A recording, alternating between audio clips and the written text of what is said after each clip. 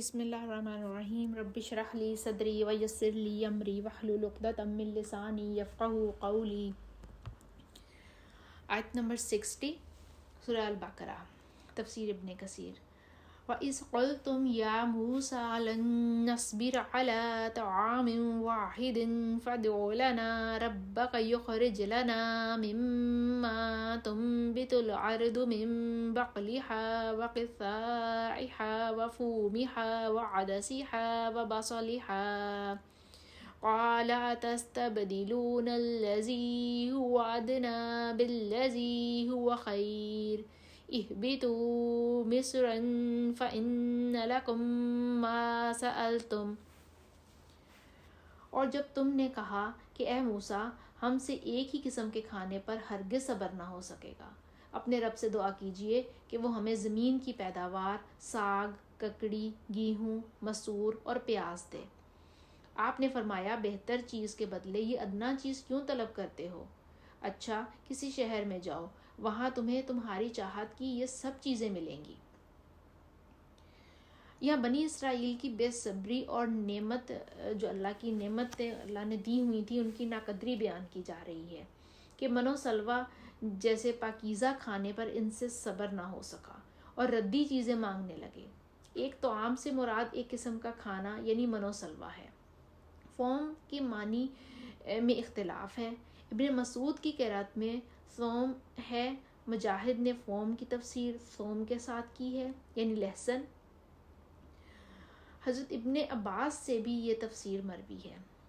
اگلی لغت کی کتابوں میں فوّموہ لنا کے معنی اختبروا یعنی ہماری روٹی پکاؤ کے ہیں۔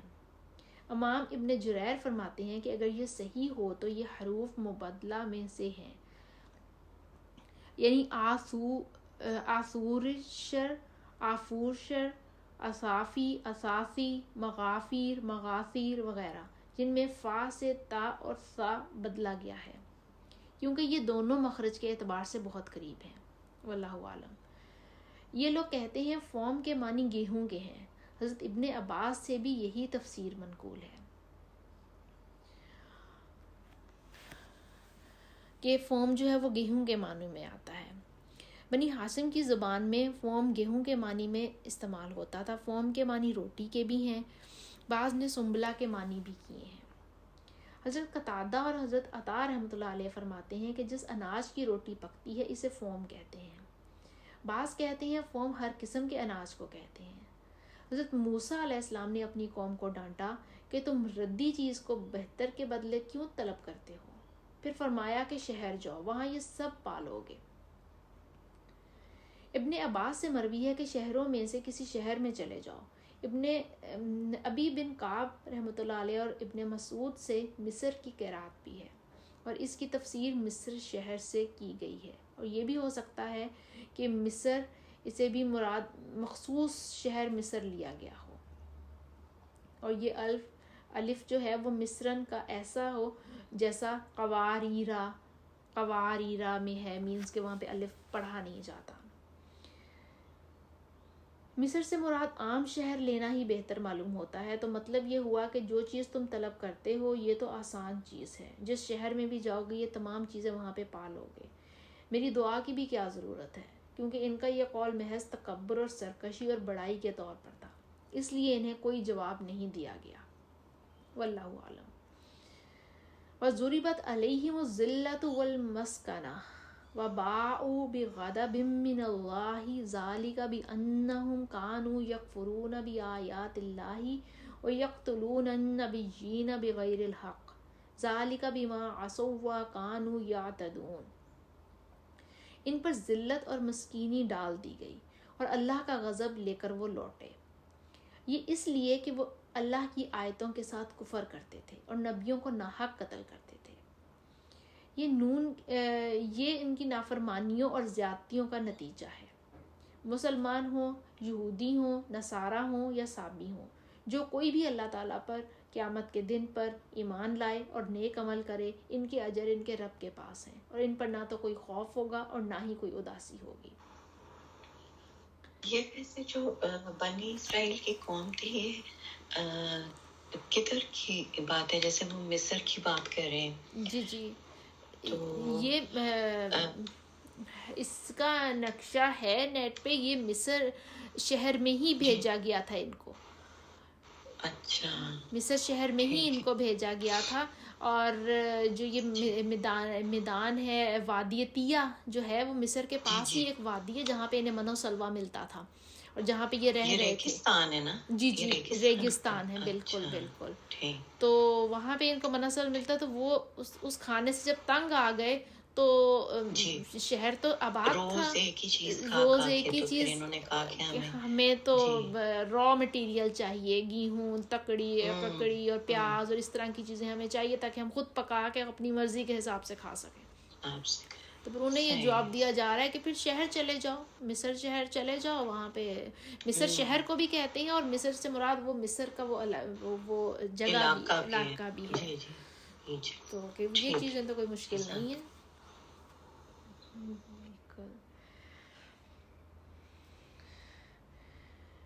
تو یہاں پر کہا گیا کہ ان پر ذلت اور مسکینی ڈال دی گئی اور اللہ کا غضب لے کر وہ لوٹے. مطلب یہ ہے کہ ذلت اور مسکینی ان کا مقدر بنا دی گئی, اہانت اور پستی ان پر مسلط کر دی گئی, جزیہ ان سے وصول کیا گیا, مسلمانوں کے قدموں تلے انہیں ڈال دیا گیا, فاقہ کشی اور بھیک کی نوبت پہنچی, اللہ کا غضب اور غصہ ان پر اترا.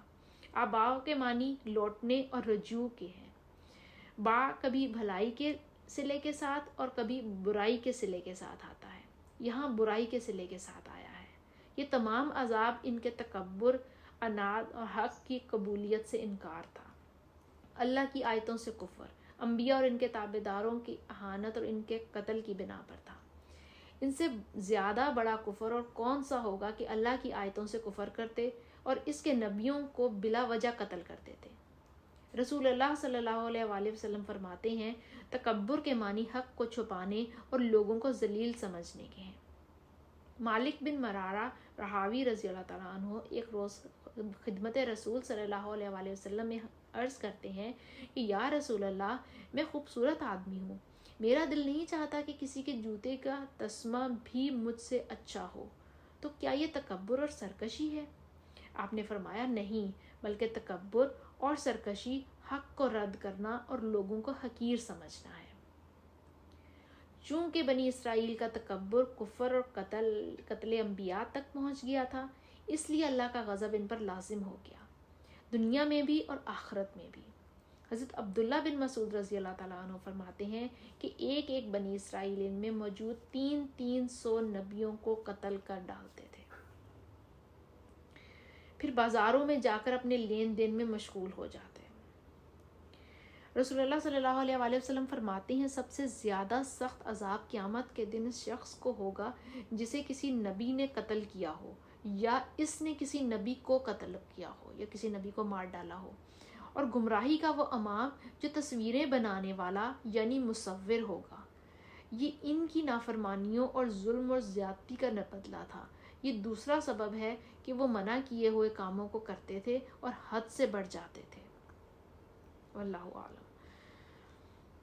اوپر چونکہ نافرمانوں کے عذاب کا ذکر تھا تو یہاں ان میں جو لوگ نیک تھے ان کے ثواب کا بیان ہو رہا ہے.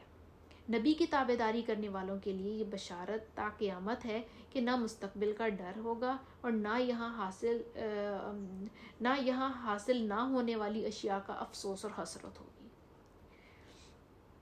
اور جگہ ہے کہ اللہ ان اولیاء اللہ لا خوف علیہم ولا هم یحزنون, یعنی اللہ کے دوستوں پر کوئی خوف اور غم نہیں ہوگا. اور وہ فرشتے جو مسلمانوں کی روح نکلنے کے وقت آتے ہیں یہی کہتے ہیں کہ لا تخافوا ولا تحزنوا وابشروا بالجنۃ التي کنتم توعدون, تم ڈرو نہیں, تم اداس نہ ہو, تمہیں ہم اس جنت کی خوشخبری دیتے ہیں جس کا تم سے وعدہ کیا گیا تھا. اب یہ خوشخبری انہیں ملتی ہے نا جنت کی جو کہ اپنی زندگیاں اللہ تعالیٰ اور اللہ تعالیٰ کے رسول صلی اللہ علیہ وسلم کی مرضی کے مطابق گزاریں گے. اگر ہم یہ کہیں گے کہ ہمارا مسلمان ہو جانا ہی کافی ہے اور ہم کام اپنی مرضی کے کریں گے, زندگی اپنی مرضی کا طریقے سے گزاریں گے, تو وہ پھر ہمیں یہ چیز فائدہ نہیں دے گی. پھر ہمیں خوف اور بلا وجہ کی پریشانیاں اور غم جو ہم پہ سوار ہو جاتے ہیں، پھر وہ ہمیں یہ اللہ تعالیٰ کی ایک ناراضگی کا ایک اظہار ہے کہ اللہ تعالیٰ اس طریقے سے ہم پہ خوف اور غم ڈال دیتے ہیں۔ تو ہمیں اللہ کی اور اللہ کے رسول صلی اللہ علیہ وآلہ وسلم کی مرضی کہاں سے پتہ چلتی ہے؟ ہمیں وہ قرآن اور حدیث پڑھ کے پتہ چلتی ہے۔ ہمیں اپنے آباء و اجداد سے، ہمیں اپنے خاندانی بزرگوں سے، ان کی باتوں سے نہیں پتہ چل سکتی۔ ہم دنیا کا جتنا مرضی علم حاصل کر لیں، ہمیں اللہ اور اللہ کے رسول کی مرضی پتہ نہیں چل سکتی۔ ہمیں نہیں پتہ چل سکتا کہ انہوں نے کیسے ڈیمانڈ کیا ہے کہ ہم کیسی اپنی زندگی گزاریں۔ تو اس کے لیے ہمیں قرآن کا علم حاصل کرنا اور حدیث کا علم حاصل کرنا ہمارے لیے بہت ضروری ہے۔ حضرت سلمان فارسی رضی اللہ تعالیٰ عنہ فرماتے ہیں، میں حضور کی خدمت میں حاضر ہونے سے پہلے جن ایمان والوں سے ملا تھا ان کی عبادت اور نماز روزے وغیرہ کا ذکر کیا تو یہ آیت اتری۔ ابن ابی حاتم ایک اور روایت میں ہے کہ حضرت سلیمان رضی اللہ تعالیٰ عنہ نے ان کا ذکر کرتے ہوئے کہا کہ وہ نمازی، روزے دار، ایماندار اور اس بات کے معتقد تھے کہ آپ مبعوث ہونے والے ہیں۔ آپ نے فرمایا کہ وہ جہنمی ہیں۔ حضرت سلمان رضی اللہ تعالیٰ عنہ کو اس سے بڑا رنج ہوا۔ وہیں یہ آیت نازل ہوئی، لیکن یہ واضح رہے کہ یہودیوں میں سے ایماندار وہ ہے جو تورات کو مانتا ہو اور سنت موسیٰ علیہ السلام کا عامل ہو، لیکن جب حضرت عیسیٰ علیہ السلام آ جائیں تو ان کی تابعداری کرے اور ان کی نبوت کو برحق سمجھے۔ اگر اب بھی وہ تورات اور سنت موسیٰ پر جمع رہے اور حضرت عیسیٰ کا انکار کرے اور تابعداری نہ کرے تو پھر بے دین ہو جائے گا۔ اس طرح نصرانیوں میں سے ایماندار وہ ہے جو انجیل کو کلام اللہ مانے، شریعت عیسوی پر عمل کرے، اور اگر اپنے زمانے میں پیغمبر آخر الزماں حضرت محمد صلی اللہ علیہ وآلہ وسلم کو پا لے تو آپ صلی اللہ علیہ وآلہ وسلم کی تابعداری کرے اور آپ صلی اللہ علیہ وآلہ وسلم کی نبوت کی تصدیق کرے۔ اگر اب بھی وہ انجیل اور اتباع عیسوی کو نہ چھوڑے اور حضور اکرم صلی اللہ علیہ وآلہ وسلم کی رسالت کو تسلیم نہ کرے تو ہلاک ہوگا۔ ابن ابی حاتم صدی نے یہی روایت کی ہے اور سعید بن جریر بھی یہی فرماتے ہیں۔ مطلب یہ ہے کہ ہر نبی کا تابعدار اس کا ماننے والا ایماندار اور صالح ہے اور اللہ کے ہاں نجات پانے والا ہے، لیکن جب دوسرا نبی آئے اور وہ اس سے انکار کرے تو کافر ہو جائے گا۔ قرآن کی ایک آیت تو یہ جو آپ کے سامنے ہے، اور دوسری وہ آیت جس میں بیان ہے وَمَن يَبْتَغِ غَيْرَ الْإِسْلَامِ دِينًا فَلَن يُقْبَلَ مِنْهُ وَهُوَ فِي الْآخِرَةِ مِنَ الْخَاسِرِينَ، یعنی جو شخص اسلام کے سوا کسی اور دین کا طالب ہو اس سے قبول نہ کیا جائے گا اور آخرت میں وہ نقصان اٹھانے والوں میں ہوگا۔ ان دونوں آیتوں میں یہی ایک چیز پائی جاتی ہے، کسی شخص کا کوئی عمل، کوئی طریقہ مقبول نہیں ہوتا اس وقت تک وہ جب تک شریعت محمدیہ کے مطابق نہ ہو، مگر یہ اس وقت ہے جب کہ آپ صلی اللہ علیہ وآلہ وسلم مبعوث ہو کر دنیا میں آ گئے ہیں۔ آپ سے پہلے جس نبی کا جو زمانہ تھا اور جو لوگ اس زمانے میں تھے، ان کے لیے ان کے زمانے کے نبی کی تابعداری اور اس کی شریعت کے مطابق زندگی گزارنا لازم تھا۔ اب سوال یہ پیدا ہوتا ہے کہ یہود کون ہے؟ لفظ یہود ہودن سے ماخوذ ہے، جس کے معنی جو ہیں دوستی کے ہیں، یا یہ ماخوذ ہے تہود سے جس کے معنی توبہ کے ہیں، جیسے قرآن میں ہے اِنَّا ہُدُونَا اِلَيْكَ۔ حضرت موسیٰ علیہ السلام فرماتے ہیں کہ ہم اے اللہ تیری طرف توبہ کرتے ہیں۔ بس انہیں ان دونوں وجوہات کی بنا پر سے یہود کہا گیا ہے، توبہ کی وجہ اور آپس میں دوستی کی وجہ سے، اور بعض کہتے ہیں کہ یہ یہودا کی اولاد میں سے تھے، اس لیے جو حضرت یعقوب علیہ السلام کے 12 بیٹے تھے نا، تو حضرت یعقوب کے جو بڑے بیٹے تھے ان کا نام یہودا تھا، تو کچھ کہتے ہیں ان کی اولاد میں سے اس لیے یہ یہود کہلاتے ہیں۔ ایک قول یہ بھی ہے کہ یہ تورات پڑھتے وقت ہلتے تھے، اس بنا پر انہیں یہود کہتے ہیں، یعنی حرکت کرنے والا۔ جب حضرت عیسیٰ علیہ السلام کی نبوت کا زمانہ آیا تو بنی اسرائیل پر آپ کی نبوت کی تصدیق اور آپ کے فرمان کی اتباع واجب ہوئی۔ تب ان کے نام نصارہ ہوا، کیونکہ انہوں نے آپس میں ایک دوسرے کی نصرت یعنی تائید اور مدد کی تھی۔ انہیں انصار بھی کہا گیا ہے۔